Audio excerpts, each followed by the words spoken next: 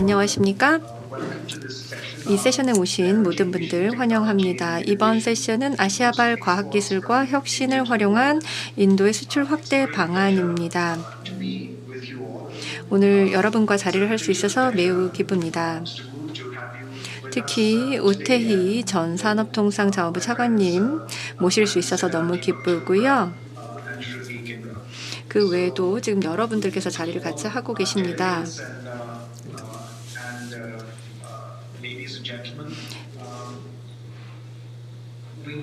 저희가 지난 몇 달 동안 굉장히 가상 또는 이런 원격 화상회의들이 많이 이제 일어나고 있는데요. 전례 없는 시기를 우리가 살고 있습니다.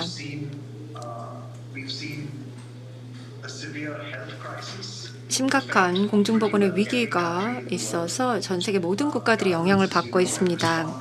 그리고 각국 정부들은 일부에서는 봉쇄 정책을 펼치기도 하고 있고요. 그러다 보니까 경제에 대한 타격도 아주 큽니다. 그만큼 경제 면에서도 전례 없는 그런 위기의 시기입니다. 그리고 아시아 국가들 중에서도 효과적으로 이런 그 코로나19의 방역을 하고 있지만 교역이 감소되고 또 사람들의 이동이 줄어들고 있는 어려움을 겪고 있습니다. 더불어 좀 더 광범위하게 전략적인 차원에서도 변화들이 있습니다. 미국의 지도부가 교체가 될 예정이고 또 여러 가지 전 세계적으로 변화들이 발생을 하고 있습니다. 이런 그 배경에서 보면 지금이야말로 그 어느 때보다도 경제나 또는 전략이나 보건 쪽에서 그 어느 때보다도 볼 수 없었던 그런 변화들이 있는 것 같습니다. 그래서 이런 과제들을 조금 더 앞으로 나아가는 데 활용할 수 있는 기회가 제공되기도 합니다. 기술을 얘기를 하면 제가 언제나 늘 감명받는 부분 중에 하나가 아시아의 특히 한국이 그런데요. 많은 국가들이 타이완, 싱가포르 등이 기술에 대해서 아주 상당한 투자를 해왔다는 것입니다. 한국은 GDP의 5% 정도를 R&D에 투자를 하고 있는 것으로 알고 있습니다. R&D와 관련해서는 전 세계 어느 국가에 뒤지지 않는 그런 투자입니다. 이런 투자들이 많은 아시아 국가들에서 이루어지고 있는 것을 기술과 관련해서 이루어지고 있는 것을 생각해 보면 인도 시장에서 이런 인도가 제공할 수 있는 규모의 경제 그리고 서플라이 체인 인도가 가지고 있는 것들을 이런 기술과 기술 투자와 관련해서 엮어서 이거 묶을 수 있다라고 하면 훌륭한 기회가 있을 것이라고 생각합니다. 함께 앞으로 저희가 세계에서 좀 더 확대를 할 수 있는 것이죠. 저희 세션을 시작을 하면서 오늘 그 논의의 배경을 위해서 제가 이렇게 몇 가지 말씀을 드렸고요. 그러면 다음으로는 우태희 대한상공회의소 부회장님께 마이크를 넘기고 말씀을 듣도록 하겠습니다. 감사합니다. 안녕하십니까? 오늘 아시안 리더십 컨퍼런스에 참가하게 돼서 대단히 영광입니다. 먼저 한국 기업의 관점에서 아시아발 과학기술과 혁신을 어떻게 활용을 해서 또 인도의 수출 확대할 수 있을지에 대해서 좀 말씀드려보도록 하겠습니다.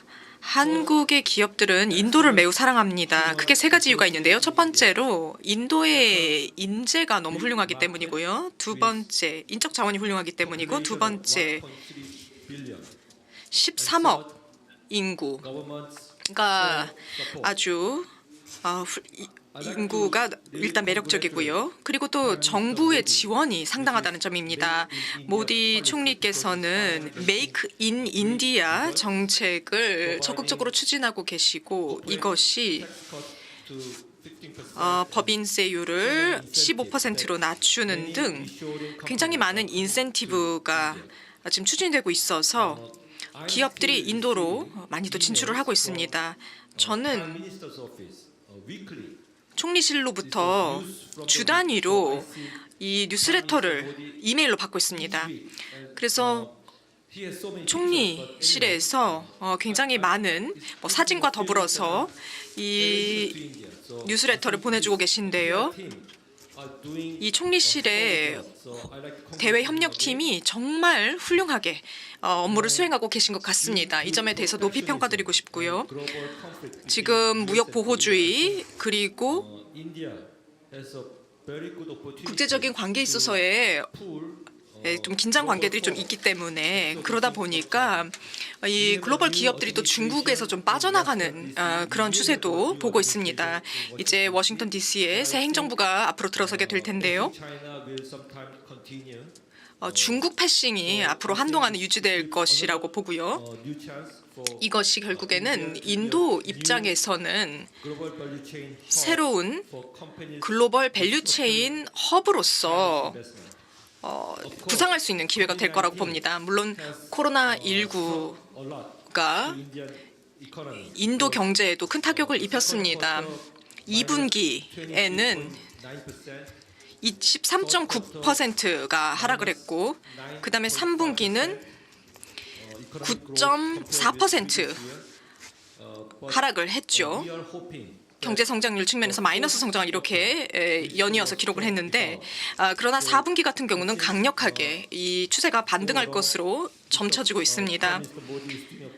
모디 총리께서 그만큼 굉장히 잘 국정을 운영하고 계신 것이고 그래서 인도가 중국에 대한 좋은 세계 생산기지 대안으로서 부상할 수 있을 것이라고 봅니다.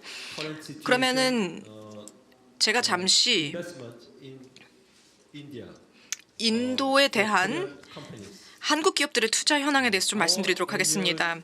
연간 직접 대인도 투자 규모는 10억 달러를 넘어섰습니다.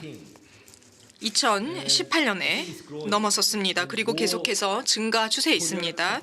점점 더 많은 기업들이 인도에 투자하게 될 것이라고 저는 보고요. 인도 입장에서는 희소식일 거라고 생각을 합니다. 그리고 이러한 투자가 주로 제조 부문에 집중이 되어 있습니다.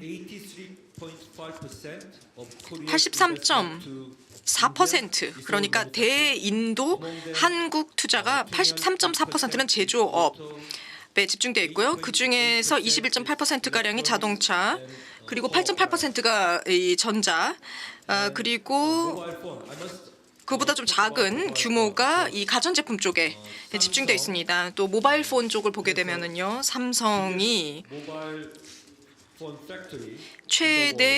세계 최대의 휴대폰 공장을 노이다 공장에서 운영을 하고 있습니다. 이것이 1억 대를 생산하고 있습니다. 삼성의 글로벌 생산 대수가 3억 2천만 대인데요. 인도가 그중에 3분의 1을 담당하고 있는 것입니다. 그만큼 큰 비중을 차지하고 있는 것이고요. 인도는 전 세계 스마트폰 생산 규모 기준으로 2위를 차지하고 있습니다. 그리고 삼성은 아마 투자를 늘릴 수 있는 기회를 계속 찾고 있을 거라고 생각합니다. 또 지난달에 포스코, 한국의 최대 철강 회사인 포스코가 INL과 함께 공동 실무 그룹을 형성하고 새로운 철강 공장을 비사카파티남 인도 남부 지역에 있는 곳에 추진하려고 하고 있습니다. 이거 굉장히 좋은 소식입니다. 왜냐하면 10년 전에 포스코가 오디시아 주에 공장을 지으려고 했다가 환경적인 이슈로 인해서 그 프로젝트가 추진이 되지 않았습니다. 하지만 이번에는 성공한 것으로 보입니다. 그래서 제가 제안 드리고 싶은 것은요.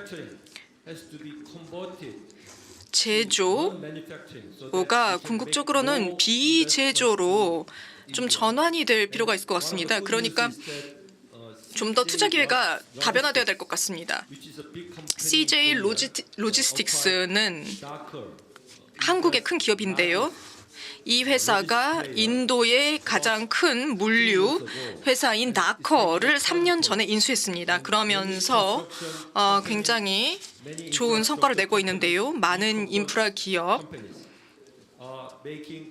그리고 전자상거래 기업들이 이제 점점 더 인도의 투자를 추진하고 있습니다.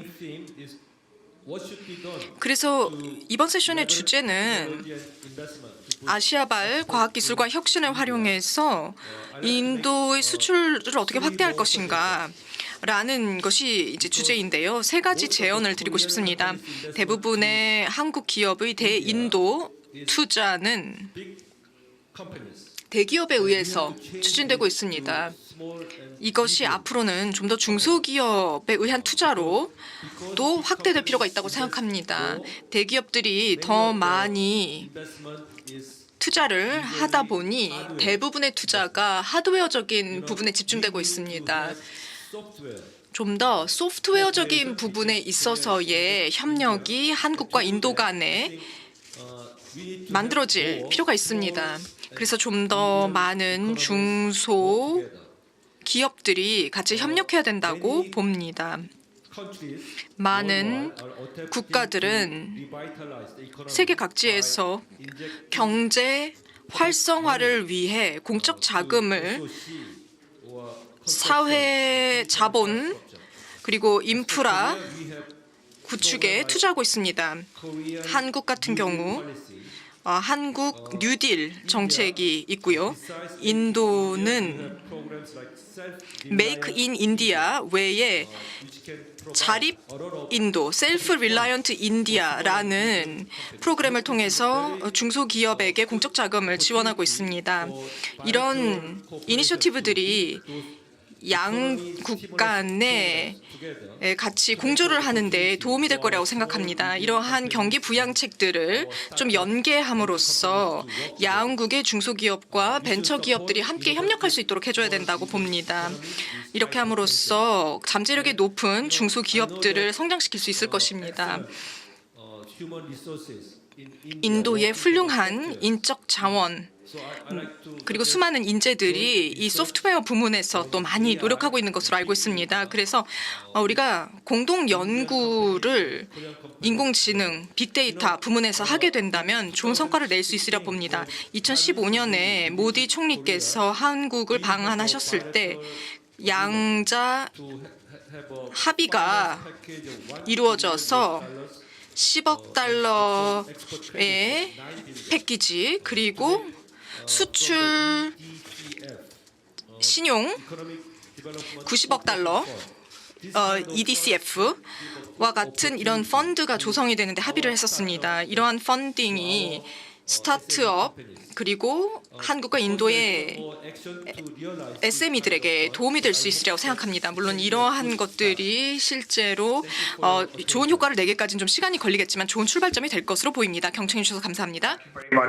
네, 감사합니다. 특히 좋은 방향을 제시를 해주셔서 어떤 분야에서 협력을 더 추진을 해야 될지 좋은 아이디어를 얻을 수 있었습니다. 다음은 슈르티 킨나, 샤둘 아말찬드, 망갈다스 파트너님께 이런 협력과 또 이 인도에서의 어떤 협력 기회에 대해서 조금 이야기를 들어보도록 하겠습니다. 네, 감사합니다. 안녕하세요. 모든 분들이 안전하고 행복한 생활을 하고 계시길 바랍니다. 한 10분 정도 시간을 들여서 저는 인도가 이 수출과 관련해서 이 법적인 차원에서 봤을 때 제조에 어떤 의미가 있는지 좀 말씀을 드리고자 합니다. 먼저 전 세계적으로 인도가 이 비즈니스를 하기에 어떤 곳인지 한번 생각해 보겠습니다. 월드뱅크의 랭킹을 보게 되면 인도의 이 순위가 계속 올라가고 있습니다. 190여 개 국가들 중에서 63위를 기록을 하고 있는데요. 인도 입장에서는 굉장히 큰 업적이라고 볼 수가 있습니다. 앞으로도 계속 상승할 거라고 기대하고 있습니다. 베트남을 비교를 해보면 G10, 인도네시아 같은 경우에는 G13위 이 정도가 되겠습니다. 가장 중요한 요소, 그러니까 인도의 이런 순위가 올라갈 때 있어서는 큰 배경이 정책의 변화라고 생각합니다. 인도에서 매우 적극적으로 새로운 법안들을 들여오고 있습니다. 오래된 법들을 개정을 하고 있고요. 이런 것들을 통해서 이 비즈니스 그리고 산업들을 끌어들이기 위한 많은 노력들을 하고 있습니다.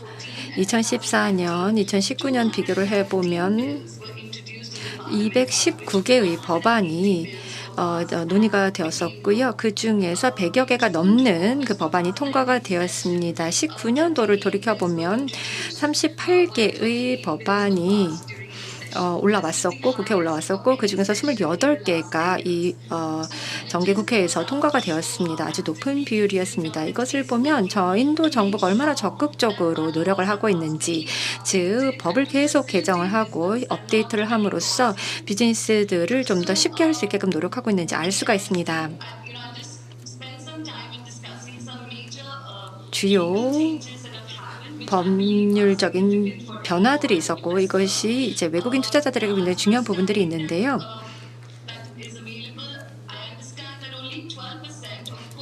한국 투자가 한 12% 정도가 이 조인트 벤처 형태로 이루어지고 있습니다.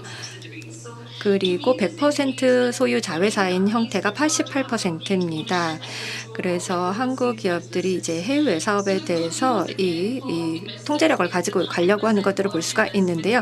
100%의 그 해외 투자가 이제 모든 분야에서 거의 모든 분야에서 여기 제조업도 포함이 되는데 허용이 되기 시작을 했습니다. 그 얘기는 한국 투자자들이 자체적인 생산 시설을 인도 안에 만들어내고 있고 이것을 자체적으로 이 관리를 할 수 있다는 것입니다. 데이터를 보게 되면 인도가 상당량의 그 해외 투자를 외국인 투자를 세계 경제 상황이 아직 좋지 않은 상황에서도 받아들이고 있다는 것을 이끌어내고 있다는 것을 알 수가 있습니다. 좋은 사인이죠. 해외 투자자들은 이 인도에 대해서 인도 투자를 했을 때 안전하다라고 하는 생각을 하는 것처럼 보입니다. 세금 측면에서도 차이가 좀 있습니다. 여기도 긍정적인 발전 사항들이 있습니다. 아까도 얘기가 나왔지만 사실 법인세가 그 어느 지역이 지역에서 아시아 지역에서 굉장히 낮은 국가 중에 하나입니다. 17% 정도이고요. 베트남, 인도네시아 같은 경우에는 20%, 25% 정도가 됩니다. 그러니까 차이가 많이 나죠. 그리고 GST를 시행을 하고 있기 때문에 이것이 서플라이 체인 효율을 높이게 됩니다. 더불어서 경쟁력을 인도의 제조업 분야에서 강화를 할 수가 있습니다. 또 다른 측에서 보면 정부가 아주 적극적으로 이 긍정적인 조치들을 하고 있습니다. 디지털화라든가 또는 규제 관련된 활동들도 많이 하고 있습니다. 투명성을 강화하고 있고요. 또 인도에서 사업을 하는 것이 좀 더 용이해지게끔 만들고 있습니다. 싱글 윈도우 시스템을 가지고 규제 당국과의 그런 교류를 할 수가 있기 때문에 해외 투자자 입장에서는 훨씬 더 쉽습니다. 기아 모터스, 기아 자동차 같은 경우도 마찬가지의 경험을 가지고 있습니다. 지금은 과거보다 지금 훨씬 더 행정적으로 규제 차원에서 훨씬 더 많은 것들이 빠르게 진행이 되고 있습니다. 회사를 설립을 하고 하는 이 모든 과정들이 이 디지털화를 통해서 지금 이행이 되고 있기 때문에 시간을 많이 줄일 수도 있습니다. 또 중요한 것이 이 제조 측면에서 보면 아주 큰 변화들이 또 있습니다. 노동법에 관련된 부분인데요. 이 노동법에 있어서도 이 과거에는 노동법을 구성을 하고 있는 법안이 여러 가지가 있었습니다. 그런데 이것이 간소화가 되었습니다. 그리고 이 파산법도 개정이 되었습니다. 2016년 이후로 굉장히 큰 이 법과 관련된 개혁이 있었다라고 볼 수가 있는데요. 이 파산과 관련된 그 기존에 있었던 법안들이 좀 더 정리가 되었습니다. 과거를 보면은 그 절차가 굉장히 길고 지루했었거든요. 하지만 이제는 전체를 보았을 때 이런 파산과 관련된 절차들을 정해진 기간 안에 진행을 나가게끔 하고 있습니다. 그만큼 이 타이밍이 중요하기 때문이죠. 그리고 한국 기업들과 제가 이야기를 해보면서 느끼는 것들 중에 하나가 분쟁이 발생을 했을 경우에 이 문제가 있을 수가 있는데요. 물론 협상도 하고 또 이것을 협의도 하게 되는데요. 이런 분쟁과 관련된 부분도 법적인 변화들이 있습니다. 이런 중재 관련된 것이 이제 모든 그 절차들을 법적으로 이행하게끔 되어 있고 또 정해진 기간 안에 완수가 되게끔 하고 있습니다. 정리를 해보자면 인도가 제대로 된 방향으로 지금 더 발전을 하고 있다고 생각합니다. 특히나 법적인 차원에서는 더욱더 그러한데요. 해외 외국 투자자들이 원하는 대로 이 투명성 그리고 간소화 또 책임성 이런 것들을 점점 더 강화하는 방향으로 나아가고 있습니다. 네, 슐티 파트너님 감사합니다. 전반적으로 정책 환경에 대해서 잘 소개해 주셨고요. 또한 인도의 환경이 이 투자 측면에서 더 매력적으로 바뀌고 있음을 잘 소개해 주신 것 같습니다. 그러면 이제 디펙 초프라 님을 모시고 발언을 들어보도록 하겠습니다. 아난드 그룹 CEO신데요. 아난드 그룹은 인도에서 아주 활발하게 사업 활동을 하고 있고 또 전 세계적으로 활동을 하고 있습니다. 특히나 이제 자동차 부품 관련 산업에서 아주 선두적인 기업입니다. 네, 감사합니다. 네, 소개 말씀 감사드립니다. 우태희 전 차관님 감사드립니다. 안녕하십니까? 그리고 지금 한국에 계신 참가자분들께도 감사드립니다. 최근에 이런 기술 발전 덕분에 우리가 많은 기회들이 이제 제조업 부문에서도 생길 수가 있고 또 이제 포스코가 이렇게 투자를 하는 것처럼 여러 가지 영역에서 좋은 기회들이 있는 것 같습니다. 그리고 또 서비스 부문에서도 기회가 많습니다. 이제 소프트웨어라든가 IT 부문에서도 계속해서 기회가 나오고 있습니다. 이제 저는 이 엔지니어링 된 제품들과 관련해서 좀 더 말씀드리겠습니다. 제가 아무래도 이제 자동차 산업 쪽에 좀 사업을 하고 있기 때문에요. 이제 오늘날 많은 기업들은 자동차를 생산함에 있어서 굉장히 다양한 그런 부품들을 다양한 주체에 의해서 생산이 되는 경우가 많습니다. 그래서 티어 1, 티어 2 이런 식으로 해서 다양한 그런 협력 업체들이 함께 협력을 해 주어야만 하나의 자동차가 생산이 되죠. 그만큼 효율성이 중요하고 또 특화된 그런 스킬들이 잘 관리되어야 되고요. 그리고 투자와 리스크 그리고 거기에 대한 보상이 잘 분배가 되고 공유가 되어야 합니다. 그리고 이러한 구조가 좀 더 글로벌화 되게 진행이 되고 있고 그러다 보니까 좀 더 상호 의존성이 각 서플라이 체인의 요소 간에 존재합니다. 1990년대 이래로 그리고 이런 프로세스가 좀 더 자유화되면서 일본 기업이나 또 한국 기업들이 인도에서 생산을 많이 하게 되었습니다.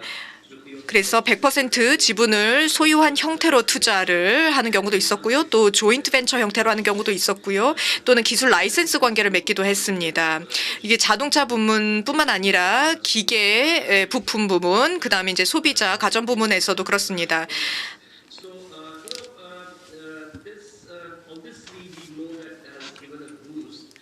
이랬기 때문에 완전한 이 공급망 그리고 이 티어 구조가 구축이 될 수 있었습니다.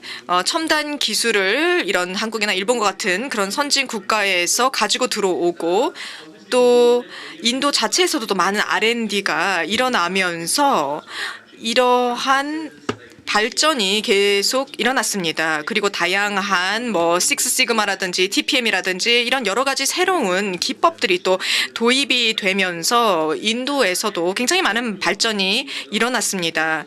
그리고 많은 인증, ISO라든가 이런 여러 가지 인증을 취득하는 기업들도 많이 늘어났습니다. 특히나 그 티어 1, 티어 2, 티어 3 협력 업체들까지도 많은 국제적인 인증을 받게 되었습니다. 이렇게 하면서 전반적인 품질이 향상이 되었습니다.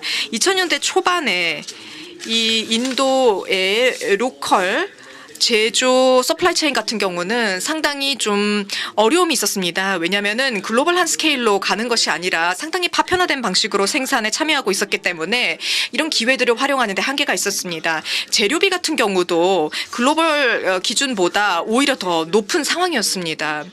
그리고 이런 기업들이 토지가라든지 또 인프라 사용 비용이라든가 연료 비용이라든가 또 이 자본 조달에 따른 어떤 이자 비용이라든가 이런 것들이 상대적으로 더 높았습니다. 그래서 이 시기에 인도의 많은 기업 입장에서는 이런 수출을 한다거나 제조를 하는 것이 또 상당히 어려운 측면도 있었습니다. 그리고 상대적으로 노동 생산성이 낮은 것도 저희에게 제약으로 작용을 했습니다. 그런데 인도의 서플라이 체인 그리고 제조 부문에서 비록 이러한 제약이 있었음에도 불구하고 경쟁력을 가져가기 위한 그런 노력들이 많이 전개되었습니다. 그래서 상대적으로 저비용으로 자동화하는 노력도 진행이 되었고요. 그리고 많은 부품들을 현지화함으로써 금형이라든가 여러 가지 나이라든가 이런 것들이 좀 더 현지화되면서 또 품질에 대한 그런 요구도 높아졌기 때문에 품질 향상의 노력도 함께 전개되었습니다. 그러다 보니까 저희가 더 발전할 수 있었습니다. 오늘날 자동차 부품 산업을 보면은 거의 27% 정도가 이제 수출이 되고 있습니다. 이게 엔지니어링 산업에서는 가장 높은 비율 중에 하나인데요. 그러니까 그만큼 저희가 많은 단점들 또 제약점들을 극복해서 경쟁력으로 바꿔나갔다는 걸 볼 수가 있습니다. 그래서 이러한 제약 요건들이 여전히 우리에게 영향을 미칩니다. 아직까지도 연료비라든가 이런 것들이 글로벌한 그런 평균보다 오히려 더 높은 경우들이 있습니다. 그 인플레이션이 좀 낮아져서 좀 도움이 되는 측면도 있습니다만. 그리고 국내 시장의 규모 자체도 상당히 커졌고요. 그리고 글로벌 서플라이 체인도 확대되면서 저희가 좀 수출할 수 있는 기회들이 또 늘어났습니다. 그러다 보니까 규모의 경제 효과도 더 누릴 수 있게 되었고요. 그래서 인도 기업들이 오늘날 정말 좋은 기회들을 맞이하고 있다고 생각합니다. 다양한 파트너십을 해외의 투자자들과 맺을 수 있다는 거죠. 또 대기업과 그런 파트너십을 구축할 수 있을 뿐만 아니라 중소기업들과도 그렇게 할 수 있는 기회들이 열리고 있다고 생각합니다. 그래서 동북아시아에는 뭐 대만, 한국, 일본, 싱가포르 등등 정말 첨단 기술을 구가하는 국가들이 많이 있기 때문에 이런 기회들이 더욱더 커져나가고 있습니다. 이런 것들이 계속해서 발전하고 있고 특히나 자동차 산업 부문에서 특히나 OEM 영역에서 더욱더 이런 기회들이 늘어나고 있습니다. 수즈키, 현대가 OEM 생산을 또 인도를 통해서 많이 하고 있고요. 그렇게 함으로써 이제 인도 기업들도 더 많이 수출할 수 있게 되었습니다. 많은 티어 1 그리고 티어 2 자동차 협력 업체들의 수출 규모가 지난 몇 년 동안 크게 증가하는 것을 보고 있습니다. 아난드의 대표적인 기업 중 하나가 만도 오토모티브입니다. 이것이 이제 한국 기업과 함께 이제 조인트 벤처로 저희가 설립을 한 것인데 이제 굉장히 많이 수출을 하고 있습니다. 완전한 브레이크, 그다음에 서스펜션, 스티어링 이런 컴포넌트들을 많이 수출을 하고 있습니다. 그리고 미국, 브라질, 멕시코, 러시아, 터키, 인도네시아까지 수출을 하고 있습니다. 그러므로 이런 인도의 JV가 만도 그룹이 운영하고 있는 글로벌 오퍼레이션 중에서 가장 생산성이 높은 것으로 잘 알려져 있습니다. 저희가 이런 많은 현지화를 하고 또 첨단 엔지니어링을 도입을 하고 또 현지 인력을 활용을 해서 이룩한 성과입니다. 그래서 이 조인트 벤처가 한국, 미국, 폴란드 등지로 굉장히 많은 부품들을 수출을 하고 있습니다. 이와 유사한 성공 사례들은 또 많이 노에 있다고 생각을 합니다. 그래서 새로운 기술, 특히나 자동차에 있어서 커넥티드 카와 관련한 여러 가지 그런 부품이라던가 이제 시스템 측면에 있어서도 앞으로 이런 기회가 계속 늘어날 것으로 보입니다. 뭐 메카트로닉스라든가 이런 여러 첨단 부문에 있어서도 저희가 가지고 있는 잠재력이 굉장히 큽니다. 그리고 2륜, 3륜 그런 차량에 있어서도 앞으로 더 많은 기회가 열릴 것으로 보입니다. 장기적인 성공을 구가하고 인도가 수출 기반으로 더 활용될 수 있도록 하기 위해서는 현대 첨단 기술에 대한 접근성을 파트너십과 또 다양한 합작을 통해서 가져가야 된다고 생각합니다. 글로벌 회사들 또 아시아 기업들, 한국, 일본, 대만 같은 곳의 기업들과 함께 파트너십을 해야 되겠고요. 그리고 또 대학들과 함께 연계함으로써 R&D 역량도 키워나가야 되겠습니다. 그리고 또 이 자본 투자 역량도 더 늘려서 규모를 키워나가는 것도 필요하겠습니다. 이렇게 했을 때 오퍼레이션 비용을 더 낮출 수가 있겠고요. 혁신을 더욱더 빠르게 구가할 수 있을 것입니다.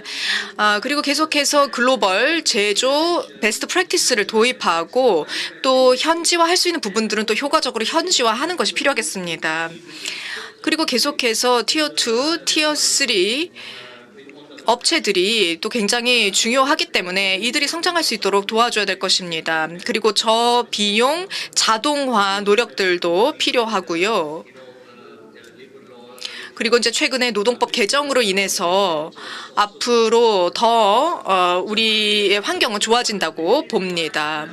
그러면 인도 정부가 이런 기업들을 지속적으로 지원해줘야 된다고 봅니다. 계속해서 개혁을 적극적으로 추진해 가주시고 또 안정적인 정책 프레임워크를 유지해 주셔야 되고 또 이런 기업들에게 적극적으로 인센티브를 제공하시되 또 WTO 규제 룰과 좀 부합하게 함으로써 대만, 한국, 뭐 일본의 큰 기업들 그리고 또 중소기업들이 적극적으로 인도의 FDI를 할 수 있도록 해줘야 된다고 봅니다. 감사합니다. Thank you, Deepak. 네, 감사합니다.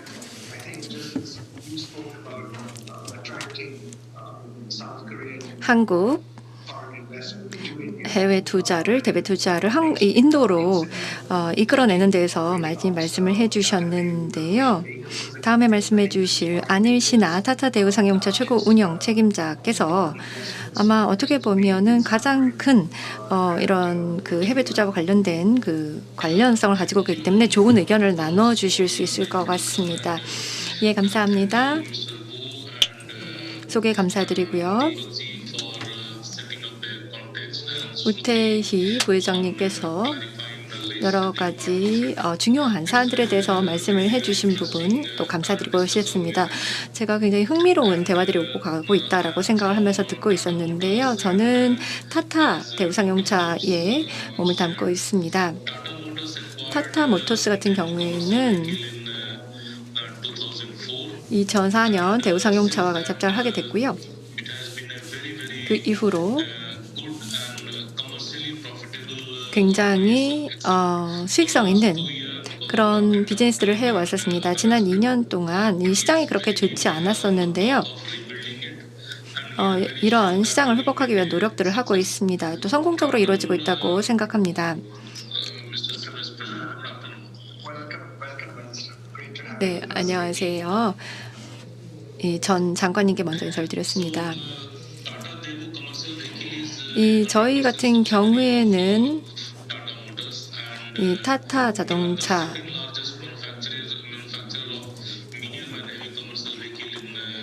있어서 한국에 있어서는 두 번째로 가장 큰 중형과 그 상용 자동차들을 만들고 있다고 볼 수가 있겠고요. 현대가 1위라고 하면요, 거의 55% 정도 시장을 점유하고 있습니다. 1위가 그렇습니다. 흥미로운 일들을 그동안 저희 많이 해왔습니다. 타타 대우 상용차가 가지고 있는 전문성들이 있는데, 이것은 이제 한국 외로 이제 수출을 하는 것들과 관련이 되어 있는데요. 자동차 분야와 관련해서 수출과 관련된 전문성을 가지고 있습니다.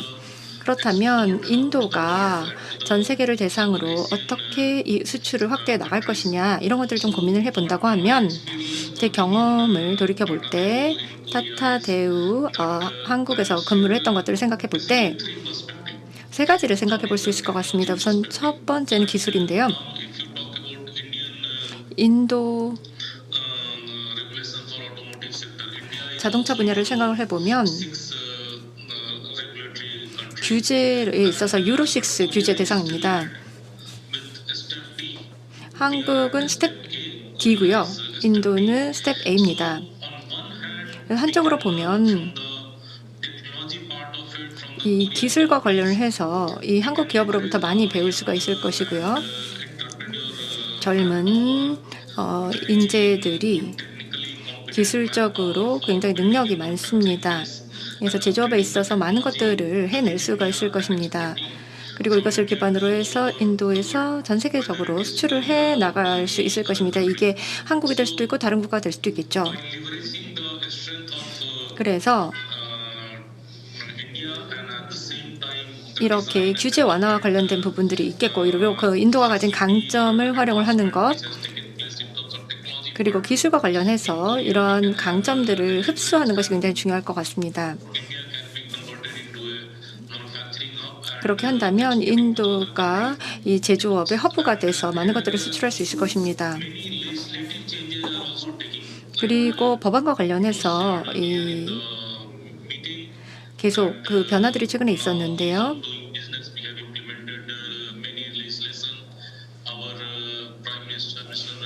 저희 모디 총리님도 그렇고 프라브 전 상공부 장관님도 잘 아시겠지만 굉장히 많은 분야에 있어서 입법들이 이루어졌습니다. 개정과 개혁이 이루어지고 있는데요.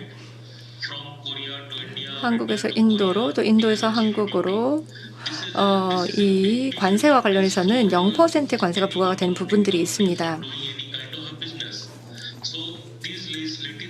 이러한 입법적인 차원의 변화들이 발생을 하고 있기 때문에 이 산업 분야에서 훨씬 더 도움을 많이 받고 있습니다. 인도가 이 제조 분야의 허브, 그리고 수출의 허브가 되는데 도움이 되는 것이죠. 다음으로 또 제가 말씀드리고 싶은 관점은 바로 소비자의 관점입니다. 소비자들은 어떤 특정한 제품만을 원하고 있는 것이 아닙니다. 어떤 부품만 원하는 것도 아닙니다.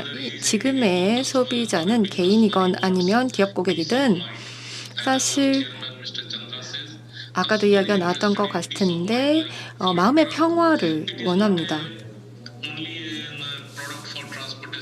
즉 어떤 제품이 있다 했을 때 이 제품이 제품으로서의 기능을 하는 것도 중요하지만 그것으로 인해서 많은 것들을 달성을 하고 싶은데, 예를 들면 핸드폰이라고 했을 때 단순히 전화를 걸고 받는 것이 아니라 자신의 어떤 동료 같은 것이 되는 것이죠. 모든 활동에 있어서, 모든 일상에 있어서 이 핸드폰이 가지고 있는 다양한 기능들을 활용을 하게 됩니다. 일정을 기록하기도 하고요. 또 다양한 것들을 이 핸드폰을 가지고 하게 됩니다. 하나의 어떤 일종의 완성된 완벽한 패키지로 제공이 되어야 하는 것이죠. 소프트웨어를 개발하고 이런 것들에 저희가 강점을 가지고 있고요. 그리고 AI에서도 강점을 가지고 있습니다.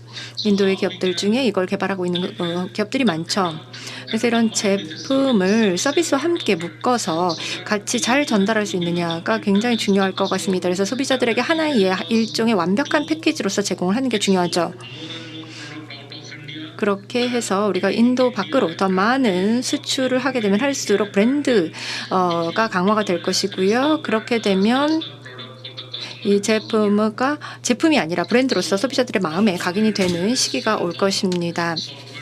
소프트웨어 개발, 서비스 산업 이런 부분도 인도에서 계속 발전을 하고 있습니다. 훌륭한 기업들이 이런 종류의 서비스들을 전 세계 고객들에게 제공을 할 수 있습니다.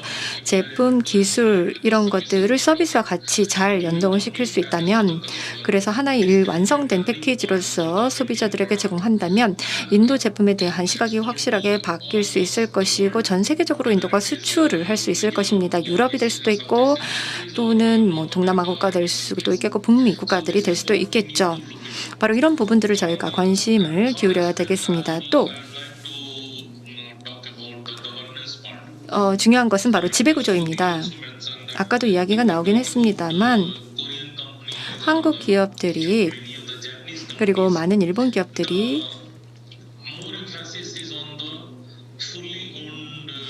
인도에서 비즈니스를 할 때 100% 소유를 하고 있는 자회사를 선호를 하는 경우들이 많습니다. 합작사보다는요. 이렇게 100% 소유한 자회사 같은 경우에는 사실 기술 이전이 잘 발생하지 않습니다. 이것이 완벽하게 잘 이루어지기가 어려운 것이죠. 그렇다면 이런 입법적인 법률의 법적인 변화와 더불어서 이 모기업의 패턴트를 특허를 보호를 하면서도 이런 기술들이 잘 이전될 수 있게끔 하기 위해서 무엇이 필요할까요? 한국이었건 또는 일본이었건 또는 다른 나라의 기업들인 간에 인도에서 비즈니스를 할 때 이 합작사를 쉽게 만들고 또 완벽하게 인도 기업에게 문제없이 기술을 이전할 수 있고 또 인도 기업이 장기적으로 이것을 유지해 나갈 수 있는 그런 환경이 필요합니다. 100%의 자회사만으로는 한 가지 제품을 만들어낼 수 있고 이것으로 더 많은 것들을 이런 제품이나 또는 서비스 차원에서 이 혁신으로 이어가기는 좀 어려울 것입니다. 그래서 저희 재무장관이나 또는 산업부 장관 또는 저희 인도 정부 자체에서 이 인도 내에서의 비즈니스를 하는 것들이 좀 더 용이할 수 있게끔 역할을 하고 있고 관련된 법들을 제정을 하고 있습니다. 기업들이 서로 다른 국가에서 인도에 와서 사업을 할 때 훨씬 더 신뢰를 할 수 있다. 그리고 합작사를 하는 것이 그리고 이 기술을 이전을 하는 것이 더 좋을 수 있다. 이런 믿음을 갖을 수 있게끔 해야 할 것입니다. 그래야지만 좀 더 많은 다양한 제품과 서비스들을 저희가 인도에서 생산을 할 수 있을 것입니다. 바로 이런 세 가지가 제가 말씀을 드리고 싶었던 부분이었고요. 또 어려운 점들, 기술 차원에서도 과제가 있겠고 이런 것들이 있을 텐데요. 자동차 분야라든가 예를 들면은 이제 수소 연료라든가 이런 것들도 하나의 과제가 되겠습니다.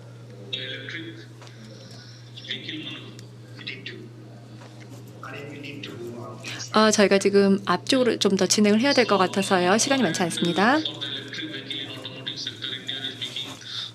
전기차가 인도에서도 상당히 많이 발전을 하고 있습니다. 배터리 생산이라든가 그런 부분도 마찬가지인데요. 그런데 더불어서 이 수소 연료 셀이라고 하는 것도 새로운 기술로서 다시 또 등장을 하고 있습니다. 이것이 인도 시장에서 다시 들어오게 될 것이고 관련된 제품이나 서비스들이 잘 발전이 되어서 다른 국가들로 수출이 될 수 있게끔 하는 그 기반이 마련이 되어야 할 것입니다. 한쪽으로는 인도가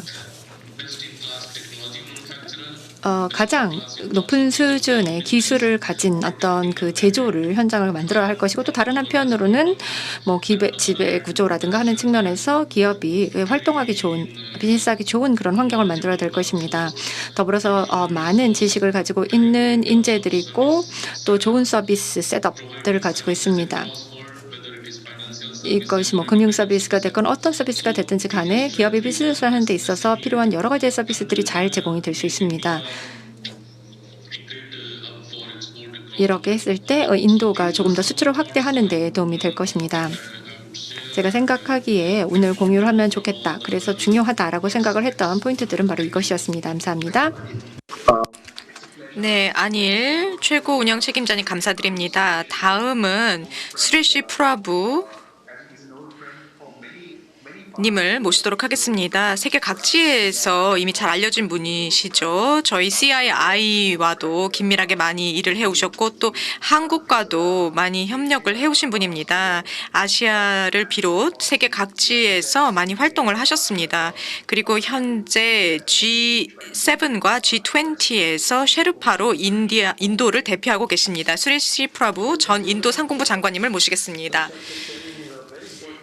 네, 이렇게 중요한 세션의 좌장을 맡아주셔서 감사합니다. 그리고 또 이런 중요한 행사에 이런 세션을 주관해 주셔서 감사합니다.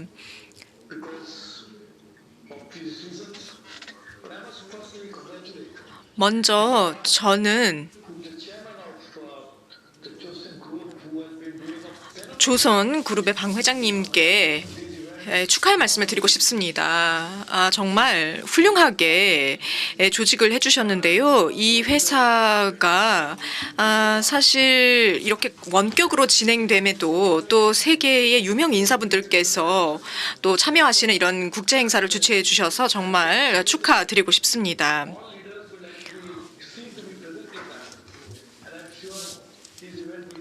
그래서 이 행사가 오늘날 세계 유수의 그런 국제 회의와 더불어 중요하게 자리매김하게 될 것이라고 생각합니다. 근데 이 행사가 굉장히 훌륭한 연자분을 모셨는데 한국의 최고 인재뿐만 아니라 세계 각지의 유명 연사분들이 참여하셨습니다. 그리고 오늘날 100명이 넘는 한국의 기업인들께서 또 인도에 또 방문을 하셔가지고 둘러보고 가실 수 있게 해주셨는데 이 과정에 있어서도 이제 방 회장님께서 또 많이 기여를 해주셨습니다. 제가 기억하기로 이런 기여를 많이 해주셨습니다. 그리고 또 지금 이 행사는 어떻게 보면 또 인도의 CEO들이 이렇게 원격으로 한국을 해볼 수 있는 그런 좋은 기회가 아닌가 싶습니다. 그래서 이런 식으로 많은 교류가 있었고 제가 사실 한국을 방문했을 때도 가장 훌륭한 채식 그런 식사를 한국에서 또 즐길 수가 있었습니다. 그리고 또 반대로 저희 인도에서 모셨을 때도 인도에서 가장 맛있는 그런 식사를 하실 수 있는 곳으로 저희가 또 모셨었고요. 그래서 이런 생산적인 모임을 할 수 있는 이런 기회를 마련해 주셔서 감사드립니다. 근데 이런 것이 지금 원격으로 가능하게 된 것은 결국은 기술의 발전 그리고 한국과 인도 간의 공고한 협력 관계 덕분에 가능하게 된 것입니다. 한국은 G20 국가로서 발전을 해왔고 그리고 아시아의 가장 영향력 있는 국가 중 하나가 되었죠. 중국, 일본, 인도와 더불어서 한국의 위상이 굉장히 높아졌습니다. 한국은 1인당 소득 규모도 굉장히 빠르게 증가했습니다. 이것도 결국은 기술의 발전 덕분에 가능했습니다. 한국이 이렇게 기술 부문에서 발전을 했고요. 정말 그 천연 자원이 그렇게 많지 않음에도 불구하고 그 덕분에 한국은 주요한 경제 대국으로 부상할 수 있었습니다.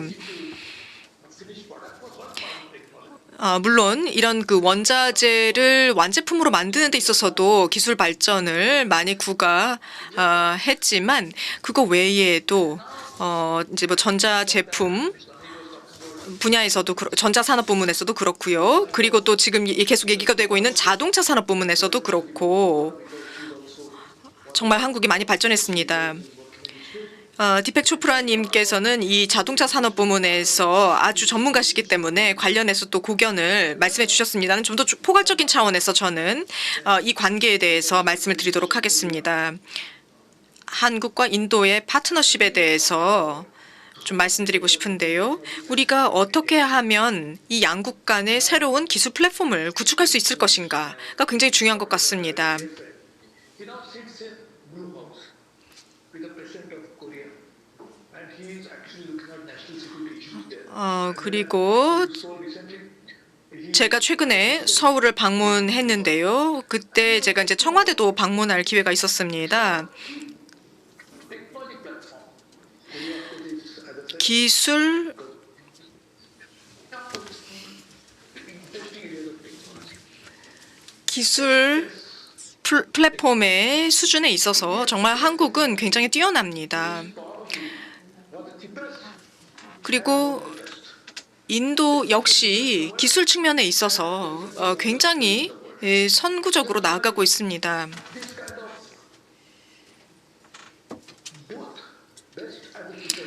그러니까 이 양국이 이렇게 아주 기술 부문에 있어서 둘 다 베스트라고 할 수 있는데 이 베스트와 베스트가 만나서 한국과 인도가 이렇게 기술 협력을 강화를 해 나간다면 엄청난 성공을 거둘 수 있을 것이라고 봅니다. 그리고 이 지리공간 기술 이것도 굉장히 중요한 미래를 선도할 기술이 되고 것이고요. 이런 영역에서도 굉장히 많은 경쟁이 일어나고 있습니다. 그리고 제가 올 초에 and Secretary Wilbur Ross from 윌버 로스 미국 장관님과 만났을 때 talking about space. 항공 우주 부문에 대해서 많이 얘기를 했습니다. 그리고 제가 얘기했습니다. 우주는 빈 공간이 아니다. 우주 탐사를 하지 않는 이들에게 입장에서는 이게 빈 공간처럼 보이겠지만 이것은 중요한 투자 기회가 된다라고 제가 말씀을 드린 바 있습니다.